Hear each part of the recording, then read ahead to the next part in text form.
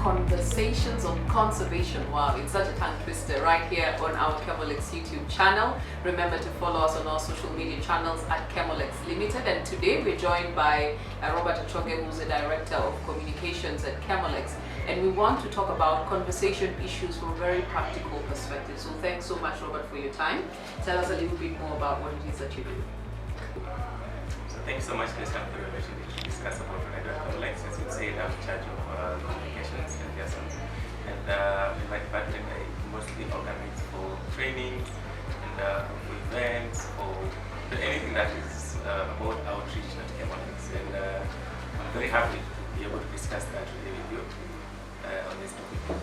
So how would you say, or what would you say to someone who thinks conversations on conservation is a very elitist topic? What can you say to somebody who thinks like that, based on your experience on the ground?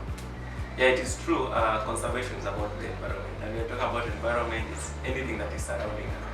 And nobody really wants to be in a dirty place. If you imagine coming to an office whereby pale kwa entrance unaruka sewage unavuka hadi unaingia kwa ofisi, what is your mentality on that? You want to visit me in my place, my house, unakuja unapata dust, where's dust building, everything is just, out of the ordinary. So what as an ordinary person, what would you imagine like that? And that is what not talking about conservation is. Not putting our focus on it. And that's where Chemolex's agenda, which is two-pronged, comes in. We are mostly focused on the community and the sustainability bit. For the community, we do the sensitization, we do the trainings, we do the awareness creation of what plastic can do.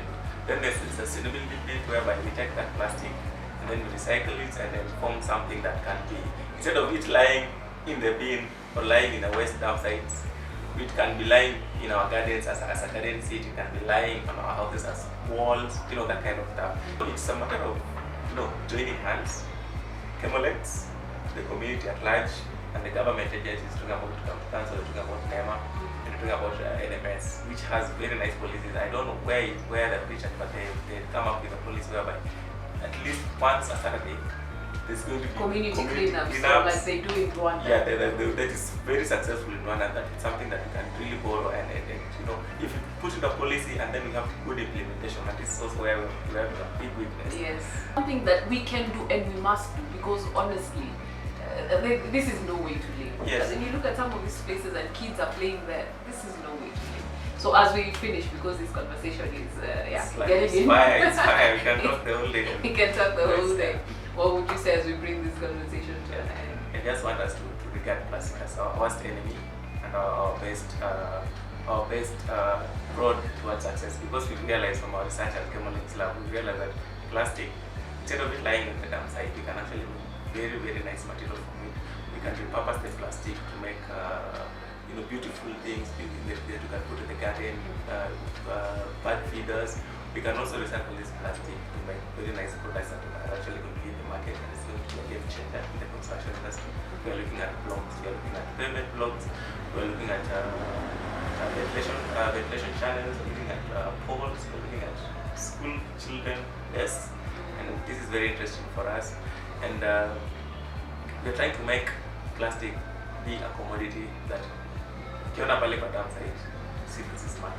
Yeah. And that's our main thing. Thank you so much, Robert. We have to really bring this to a close because our time is limited. But thank you very much for also being part of this conversation. Remember to follow us on our social media channels and also give us your thoughts on how you as an individual can help us in doing something about the waste challenge that we have, and especially the plastic pollution. Someone said something, after all the trees are cut down and all the water sources have dried up because of our irresponsibility towards the environment, then we will know that we cannot eat money. So let's not get to that point before we can make this conscious choice.